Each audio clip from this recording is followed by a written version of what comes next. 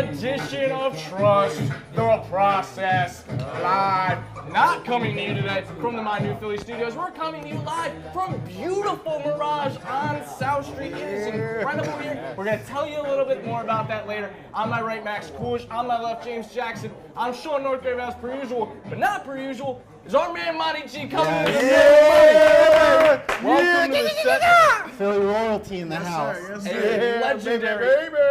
A legendary Eagles fan with us tonight. We're excited to talk Eagles in the second half of the show, but first, guys, we got to talk about it.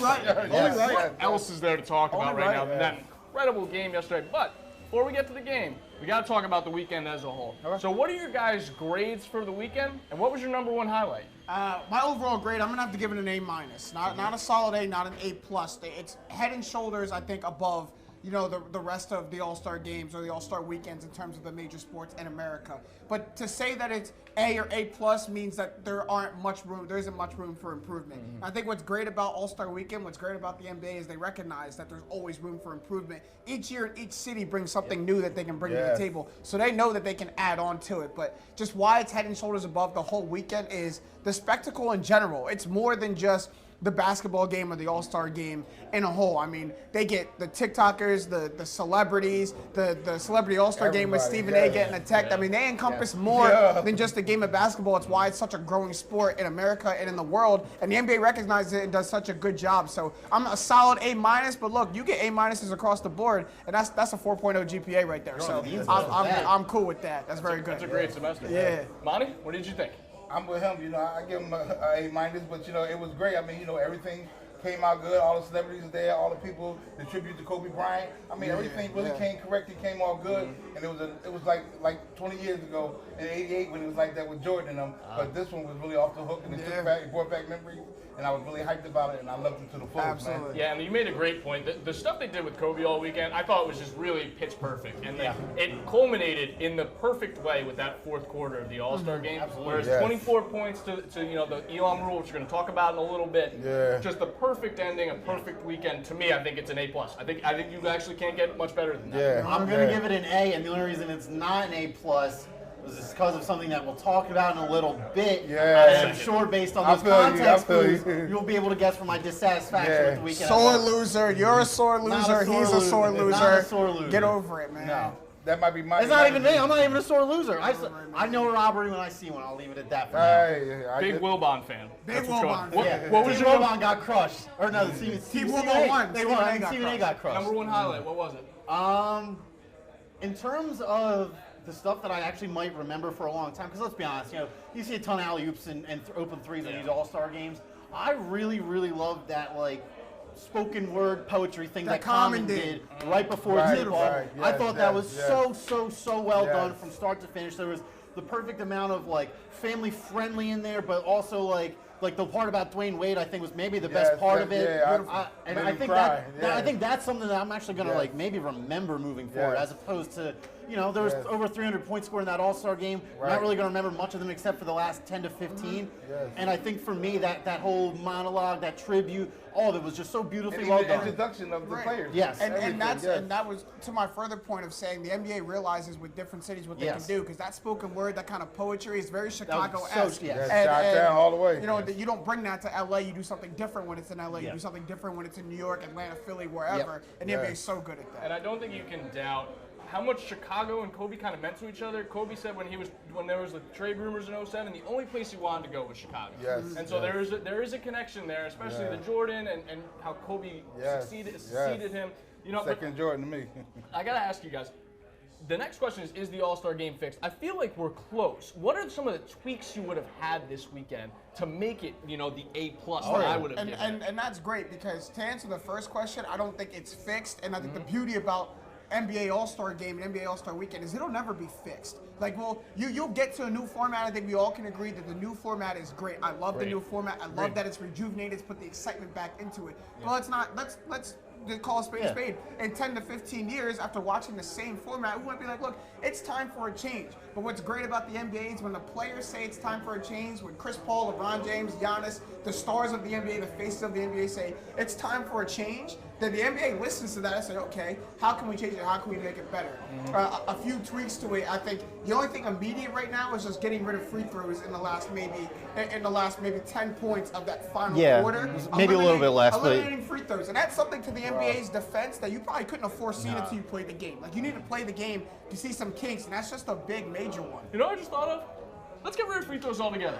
In the All-Star game? Yeah, ball If you on call with a spot, if you call a foul, that player has to take a shot from that spot. Ball on What if line. it's on a that? layup though? Hey, ball on line. You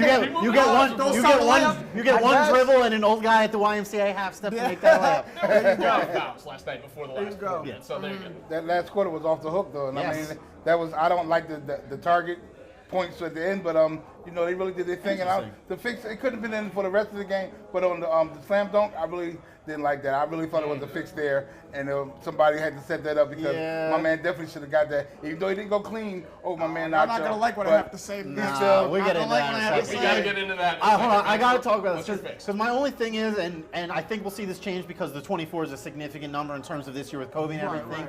I think one of the big problems the NBA is going to recognize in that whole fourth quarter, 10 players saw the floor total. 5 from Team LeBron and 5 from Team Giannis. There was not a single player that was the Jason Tatums or the Devin Bookers or any of those guys who are the younger, maybe the guys who haven't earned their stripes, as Devin Booker put it in his post-game interview. And I think that's something that they're going to want to address. You don't want to go to the All-Star game if you're a Celtics fan to watch Jason Tatum not play a second in the fourth quarter. But Devin Booker is right. You got to earn your stripes. I agree, and it's too, up but to who wants to be out there in I the think there's final. a difference between closers are earning out your there. stripes for the whole fourth quarter or earning your stripes as in like, all right, D-Book, like, they need 6 points to win, we need 10. My turn to get I was in. about to say, but you only got 24 points. You only got 24 points, to play. And I with. think that's why they need to increase it moving forward, just so they can afford the leeway of being able to have, and also if they do that, they're not going to be able to have guys like LeBron and Kawhi and Harden and Giannis play a 30-minute fourth quarter. They're going to need to do that, I think, to maybe not drain the players. And I think that's why the game slowed down so much towards the end. People were looking for foul calls. Nobody wants to be in that transition running game after a certain point, especially towards the end when players are tired and you've been running back and forth playing a Rockets Grizzlies game for the past hour and a half, catching out and launching threes. You want to be able to maybe sit back, and I think that's where all the free throw shots came in. So I think if you increase the total point, the point limit for the fourth quarter, the overall number you're looking to hit, I think that would increase the intrigue of the exactly. Increases the excitement. It increases the production value of the game itself, and I think it makes the game more enjoyable to everybody. Well, good fixes by everyone here, but I think we got to get into it. I feel like is bigger than the All-Star game. This is the talk of the weekend. Aaron Gordon. Robbed. So, it's the question: did Aaron Gordon get robbed? Go ahead. Or beat in the dunk contest? And can I open? Yeah, sure. Go ahead. You're the one holding the tablet.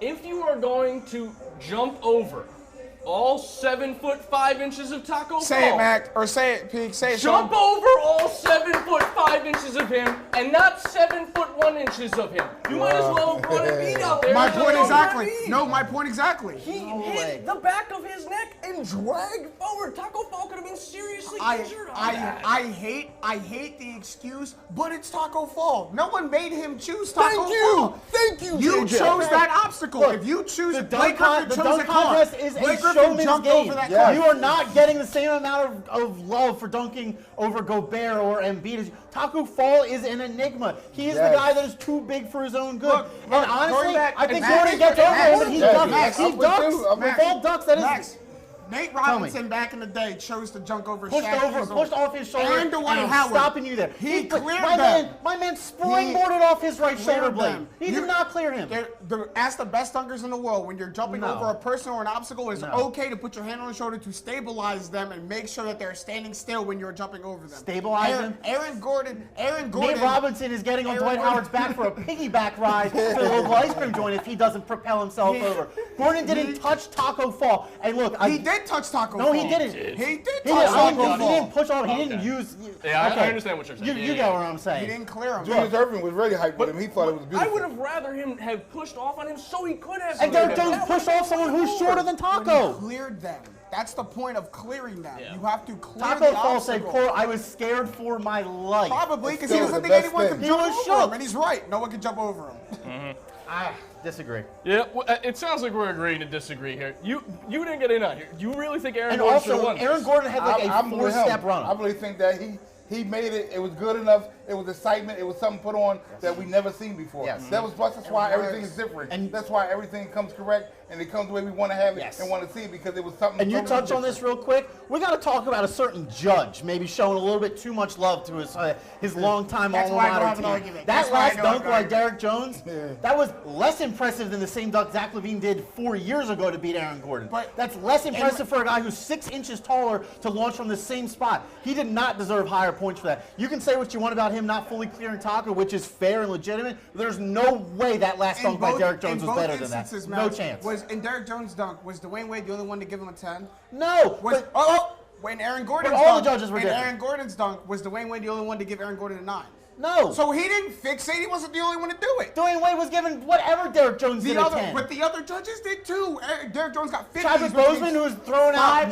Five Chadwick tens Boseman was the across number the one board. hater. Number one hater But all you're gonna night. throw it I'm on gonna Dwayne say- Wade like he I'm was gonna the say only this. one to tip These it. dunk contest judges need to be fixed. Something needs to be happening. Like you need to be thinking about this comparatively because not all those dunks, I think we can agree on this. Not every 50, not every dunk that was scored a 50 was a 50. That Dwight Howard dunk, really nice touching tribute to Kobe, but realistically, that's not a 50. And this is the case with I plenty of think other anyone dunks. gives that a 50. And Reggie Miller was saying it to Wade. I think you could have given him a better score. You could have did better than that. And But here's the thing: he didn't give him a 7 or an 8. He gave him a 9. He gave him Because 1 you point don't away. give lower than 9. They don't even give 7 and 8 gave, cards there. He gave 1 That's a point. fair point. That's a fair point. Honestly, I'd but like he to do gave 9.5. You But do he 9 gave for an one. average. He gave 1 point gave less than a half. 10 because he just barely clipped Taco Fall. If he would have cleared Taco Fall and Dwayne Wade gave him a 9, I'd have that's no argument. Still more impressive I'd have no than argument. what We Derek gotta Jones did. move on, guys, to some of the other things that happened this weekend. The Rising Stars game, also Yes. very exciting.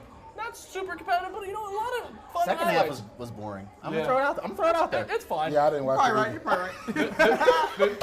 I didn't- Got my Z's on that one. Yeah, That's okay. That was I on late stepped off too, on though. that I one. don't blame you. So, if you had to take one of the Rising Stars from that game and start a franchise with them, who would it be? This is and easy why? for me. Sean, I'm the guy you've been watching for a whole season. The reason that your Grizzlies are in the 8th seed. I mean, Yes. I'm so glad to see what we saw from John Morant last year. It wasn't just a flash in the pan. He's the real deal. And at a slender 6'2", 6'3" frame, he can really do it all on the basketball court. We're moving into a guard-dominated league, and not only a guard-dominated We're league, there already. but guards that can do a little bit of all. He can do it all. He can pass. He can shoot. He can dunk on the best of them. He can run in the open floor. He can slow it down and control the perimeter of a game. He has great pace of play. John Morant's a budding superstar in this league, and if I had to choose from that Rising Stars game, I'm going with John. I got you, Pete. I love I got you, dude. man. What a great pick. Max, what do you think? Mine's easy, and I feel like this is probably the consensus pick for if you ask everybody in the world this, it's got to be Luka Doncic. Dude's been playing professionally I don't know since if it's consensus, 16. but it's a good pick. I said this on the panel. Got the MVP in the second most competitive professional league in the world. And really, to me, the whole reason this question, who are you starting your franchise with? I think something that you're not going to think into so much when answering this question is the actual age and the mentality. Luka is only 20, 21 years old, but he's already got 4 or 5 years of professional ball underneath good of him. point. A lot of playoff experience, and yeah, it's not the NBA, and you can never get the NBA experience till you're in the NBA playoffs. But I mean, EuroLeague is about as good as it gets. I would say EuroLeague is a more impressive accomplishment than doing anything in the NCAA. Yeah, And 100%. There's former I number think one picks that play over it. Exactly, and I think, I mean, obviously all the physical tools are there. You watch him on any given night, he can drop a 30-point triple-double. Word. But I think the mentality and the leadership stuff is just so far advanced of all of his peers. I think that is what differentiates him from me in terms of who are you starting your franchise from scratch with. Facts. Monty G. Well, like I said, I stepped off on that moment and everything. I was just, Okay. I really wanted to watch the major people play. So Okay. I Then, didn't get to see let's that share. part. Then let's share the actual answer. The answer is Zion Williamson. What is going on?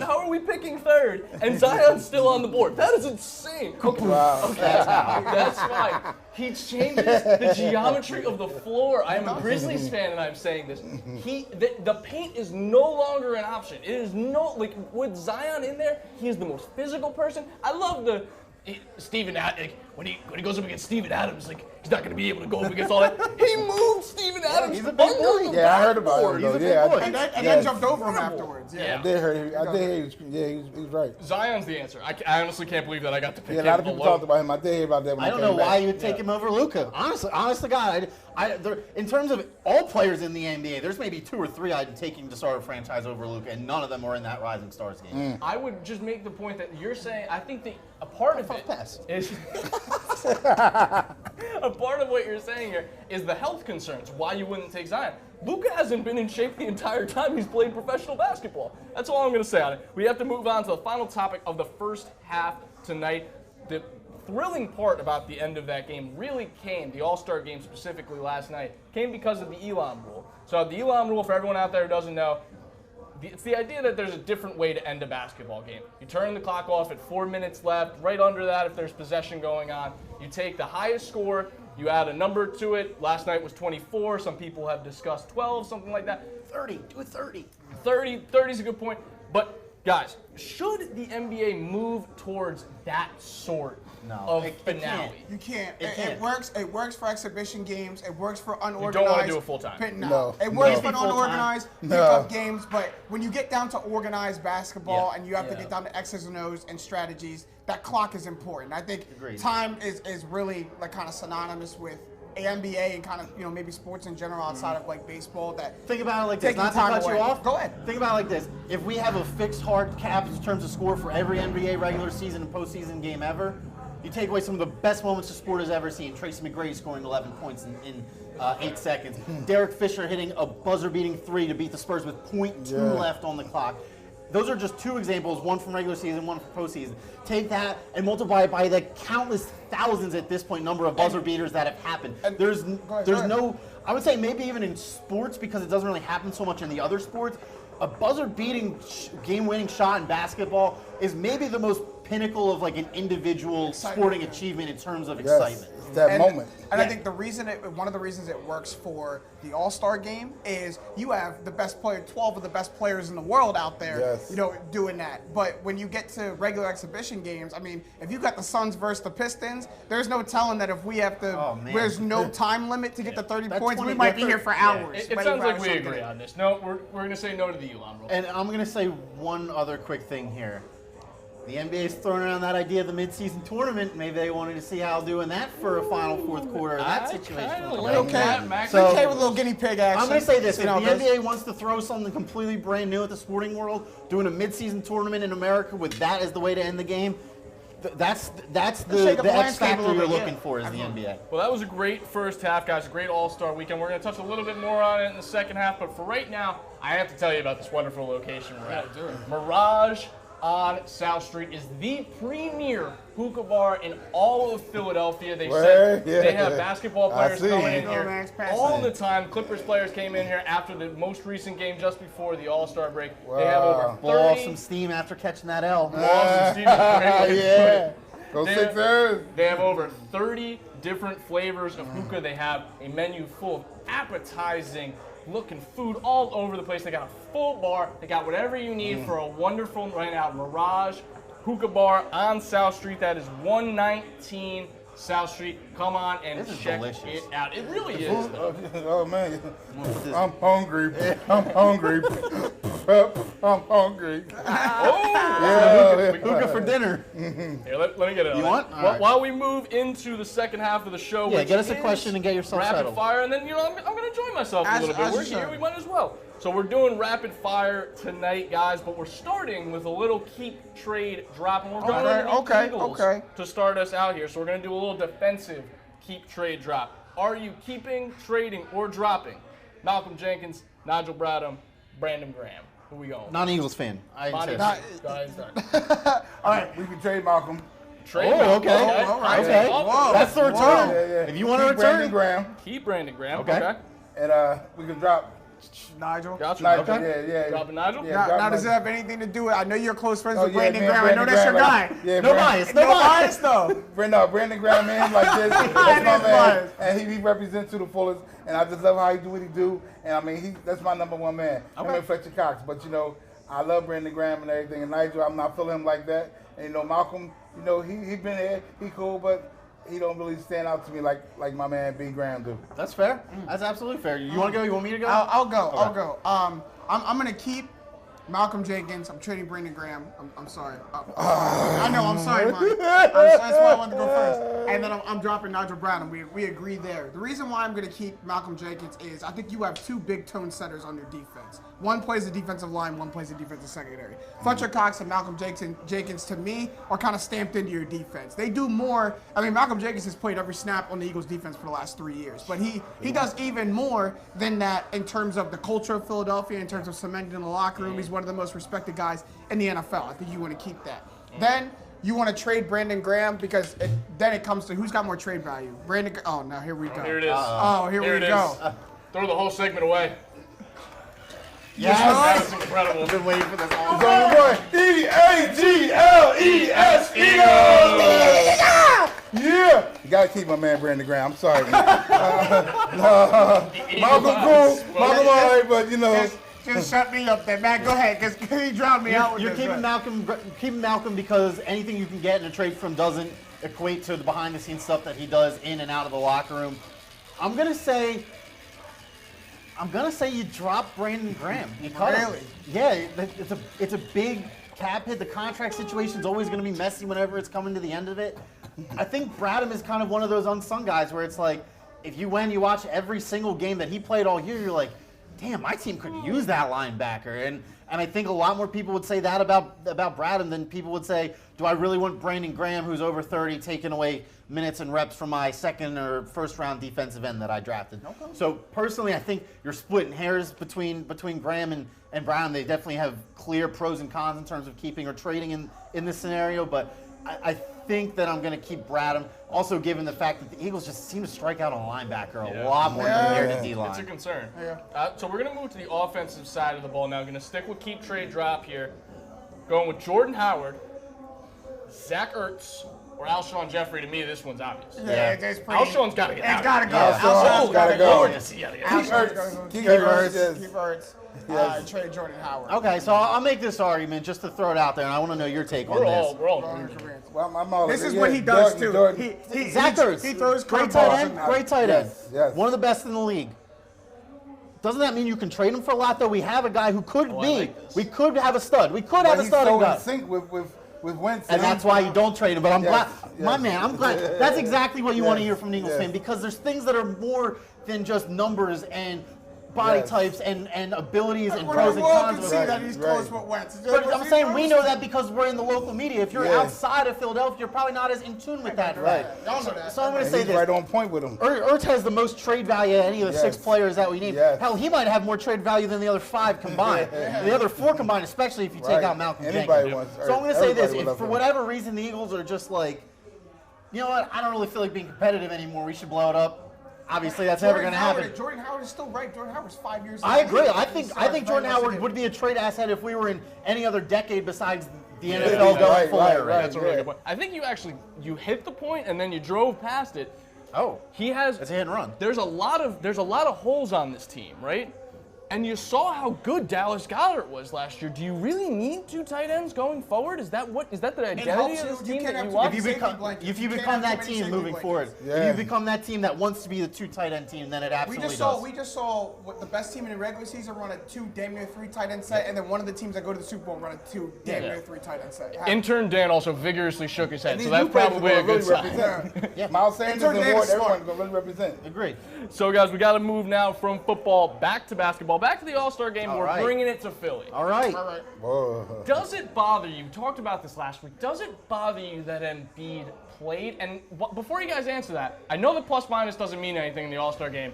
Embiid was tied for the worst plus minus on the Oh, field. okay. I don't care about that. What Would you was mind out going there? first on this I one? like that it feeds the narrative. Are you So, I like, love it. with Embiid being hurt before the All-Star game? Are you cool with him? No, I do not think he should play. Okay. And I think he should have chilled and not did that. And I was very upset that he got in there because, that wasn't good. I mean, they said he couldn't play for us as the team on the Sixers, but then to go into the All-Star, they said he was going to sit out. But all of a sudden he got in there, and it's like, I did not like that. I wasn't played happy with that. 29 minutes. And then he played all that time. Absurd. It's like he had all his energy, but when we want to have that on the Sixers team, where is it? I think that's What's fair. going on? I'm going to say this just because I'm an eternal optimist, and I'm really hoping is the key word here, is that this turns into Joel Embiid being like, hey, you know what? No matter how discontent or disgruntled I've been with how everything's gone to this point, I still do love playing this game, and I do realize that I deserve to be here among the best that my sport has to offer. Right. This is my time to show it.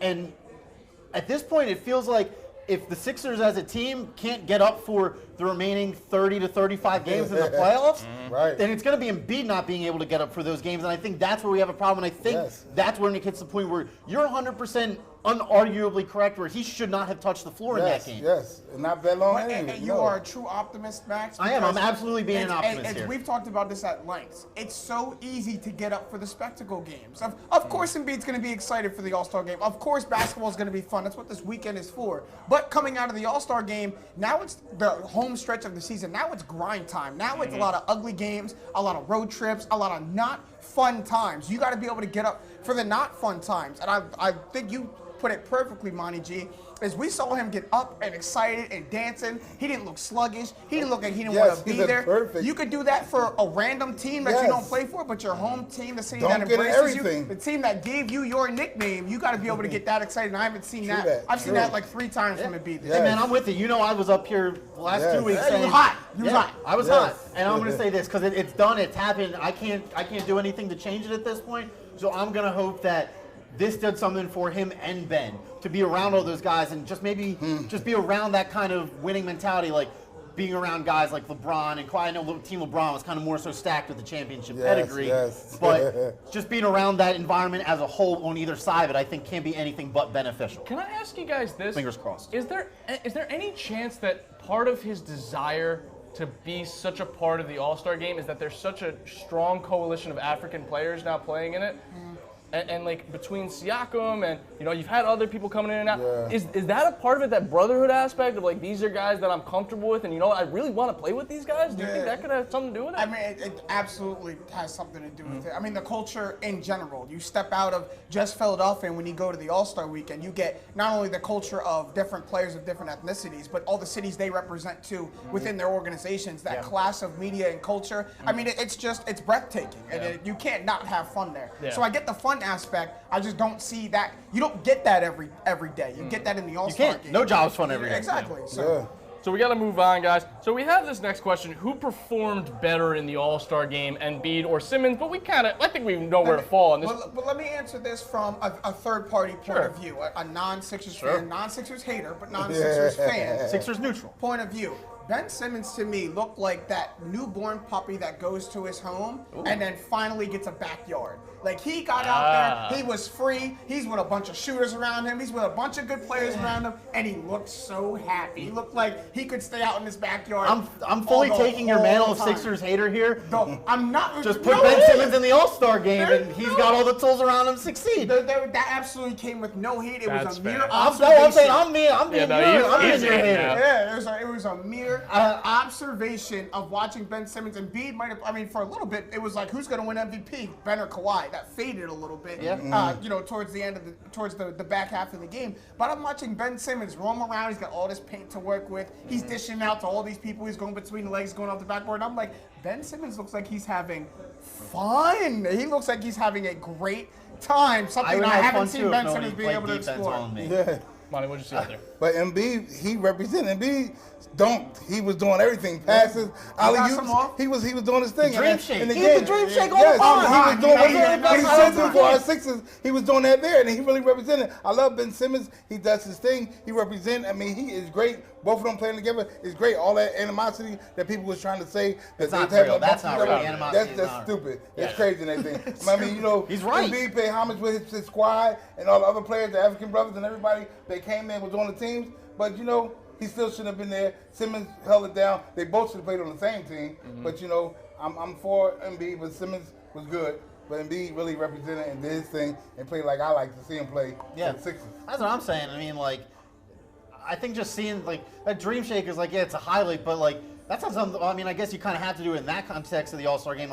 That's real defense being played, and that's really the only thing I can take anything meaningful out of is towards the end of that game. And as far as I'm concerned, Joel Embiid hit a tough shot with one of the best. He wants to be one of the best defenders in the game on him, and he shook him. That was not a contested shot. So, like I said, that's a small sample size, and really there's nothing to really be taken from the All-Star game other than you hope your players get out healthy and in one piece, especially in Embiid's case. But I mean, if anything can give him confidence, it's doing something like that down the stretch in a close game, even though it's not a real He's playoff. lucky he had 5 days off before his next game. Yeah, He's gonna need I think we're all lucky. All the days. No more rest days the rest of the year. I want to see it. No rest days. No back-to-backs and everything. I don't know what their And he schedule is. wasn't playing at home, and they played I don't know great. where you're getting the And people evidence do that with to the support Sixers. this hypothesis, Max, because I haven't seen it. I'm gonna have. I Optimism don't is your need. best I don't friend need right evidence at this point. You got to sack up. I don't know how else to put it. This is the home stretch. You want to be a championship contender this year. Every single game here from counts. You Don't are set fifth or yourself up sixth for seed. failure, my I friend. agree. I don't want to Guess see what? you hurt. Every Amen. single I team don't wanna except see you one hurt. doesn't win the title. I'm not saying the Sixers are going to win. but I'm saying 5 if they more are teams make going it to past win. the second round. That's what I'm saying. That's what I'm saying. This needs to be This needs to be where that starts. They're not going to get past the second round, given what I've seen the first 48 games of this season. But this team is too talented to not say they can't become one of the best 2 teams in the Eastern Conference, It ain't or nothing hell, but even the one of the Sixers. best 2 teams in the league. This Y'all shoulder- know this team this shoulder is amazing. what you will have Gonna to be cry all on the in May, teams like Max. crazy because the Sixers are the best, baby. Yeah, this is how they win it. They keep rising to the top, giving us all they got. You heard me? Yes, sir. He is like the human jukebox. It is incredible what comes out of this this man. bounce. This man's bounce Book this sometimes. man. I'm his manager at Max on Instagram. Yeah. We got to move on, guys, from one heavyweight bout to another now. We've got a big fight coming up this excited. weekend. We got Deontay Wilder versus Tyson Fury 2.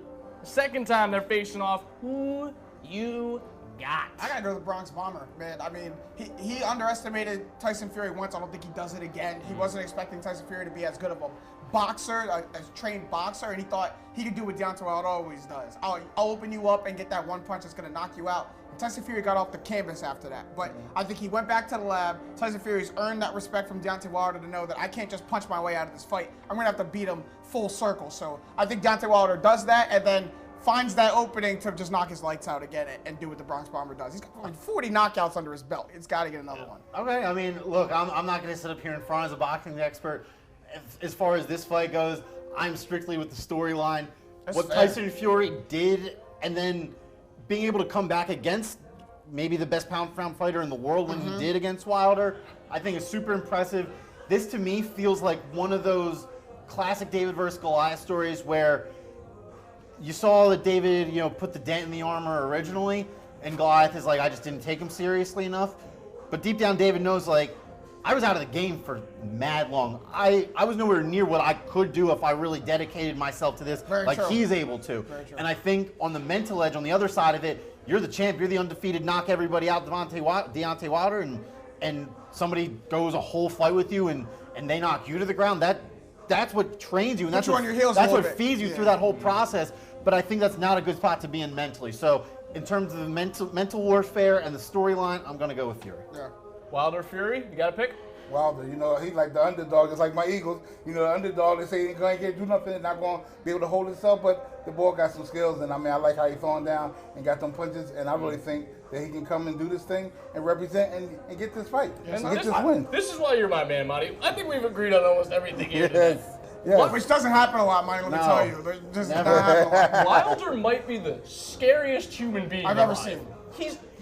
The punch he landed on Fury last time, and Fury got up from it, it would have killed all of us. It would have killed all of us in He the said same on day. record, he was like that. I'm pretty sure that was the hardest punch I've ever hit on someone, and they've gotten back up. Like you're not supposed to get back up for that That's the combination. mental stuff coming into it again. And if you haven't seen it out there, you have to Yeah, see it's insane. It's going to be a great fight. Seeing it live. Seeing it. it. Incredible, man. I'll say this: as someone who's a total casual for all fighting sports, like I'll probably go out of my way to try and watch that. Yeah, Nice. absolutely. All right, guys, we got to move now to tap outs. We got to wrap this guy up. I don't know if you're going to be able to follow up what you did last week. definitely Do you want to can. give it a shot? Not really, honestly. Dinosaur over there. This is just going to be a quick vent from me. So I have, like many other people out there, Bluetooth headphones. And the charger cord that I got with these headphones, and I'm not joking, is maybe this long, like total, like end of the USB to the end of the part that plugs into the headphones. I'm sure you can guess what happened. Can't find them anywhere. So my headphones have been completely dead for 2 days. So now I'm back to the Stone Age. Wires everywhere. I've already had them get unplugged 3 times at the gym, and like today when I went, every single time I try doing something, I'm tripping over myself. So I really just want to vent and say I feel you for everybody who is still using wired headphones out I'm there. still using wired headphones. That and I'm sucks, fine with dude. that. I was on that wave for a while, and eventually I'm like, I'm making the switch. I never looked back. I feel like I quit smoking or something. You know what I mean? Like it feels like I made a positive change in my life. And as a friend, I want to tell you to do the same. Crazy. Do better.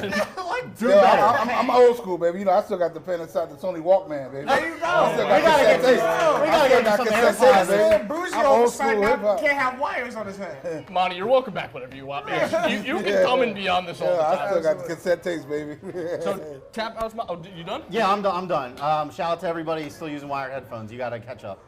All right, Monty, tap out. Staring at you. Whatever you want to talk about. Yo, go ahead. shout out to everybody. All You my, gotta turn the hat on. yeah, all right, guys. I'm not letting you do this Good without. call. Okay, there we go.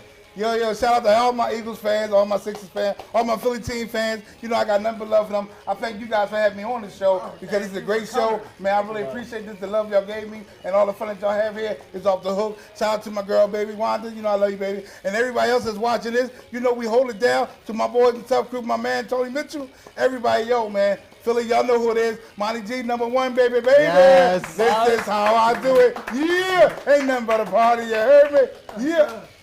Monty, where can they find you on social?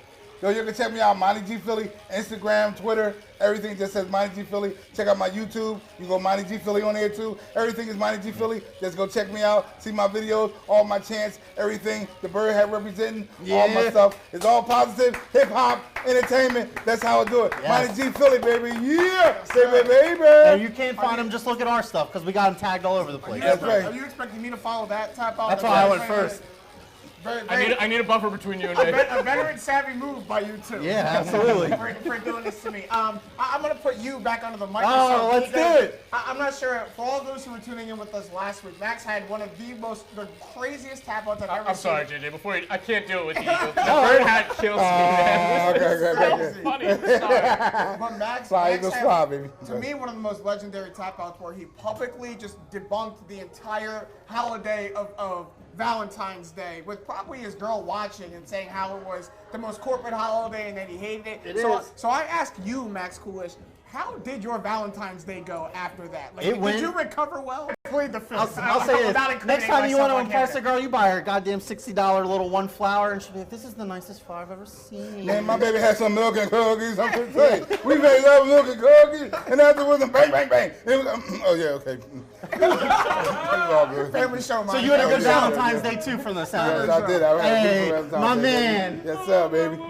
I'm not wrong. I'll die. Yes. I want to thank Mirage for hosting us tonight. This is South 119th Street. We want to thank Monty G Yes, for coming on the show. And we want Trust the process, baby. And we want to thank you all for watching at home. come on. Another edition of Trust the Process Live, only on My New Philly, where anything to something's throw. always new and everything's always silly. Yeah.